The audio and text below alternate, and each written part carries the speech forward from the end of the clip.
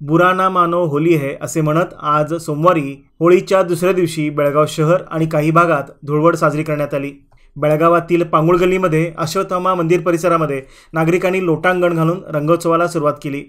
धार्मिक विधी आणि होळीचा आनंद येथे जमलेल्या बेळगावातील हजारो नागरिकांनी घेतला। येथील सुप्रसिद्ध अश्वत्थामाचे मंदिर हे एक प्रमुख व जागृत देवस्थान असून नवसाला पावणारे देवस्थान असल्याची ख्याती आहे। महाभारतातील एका योद्ध्यासाठी बांधलेल्या या देशातील दुसऱ्या अश्वत्थामा मंदिरामुळे या पांगुळ गल्लीची ख्याती सर्वदूर पसरली आहे। येथे दरवर्षी होळी सणादिवशी लोटांगण घालून अश्वत्थामाला समर्पित भाव व्यक्त केला जातो। लोटांगणमध्ये सहभागी होण्यासाठी परिसरातील शेकडो तरुण एकत्रित येऊन अबीर आणि गुलालाची उधळण करतात। येथे मंदिर व्यवस्थापन समितीच्या सदस्याद्वारे विशेष पूजा आणि प्रसादाचे वाटप करून कार्यक्रमाची सांगता केली जाते।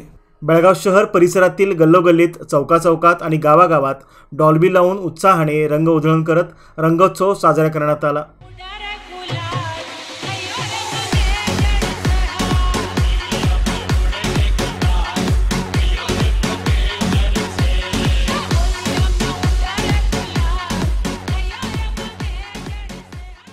होळीच्या दुसऱ्या दिवशी धुळवडीला सुरुवात होते। महिला, युवक, युवती, लहान मुले आणि वृद्ध सर्व मिळून हा सण साजरा करतात।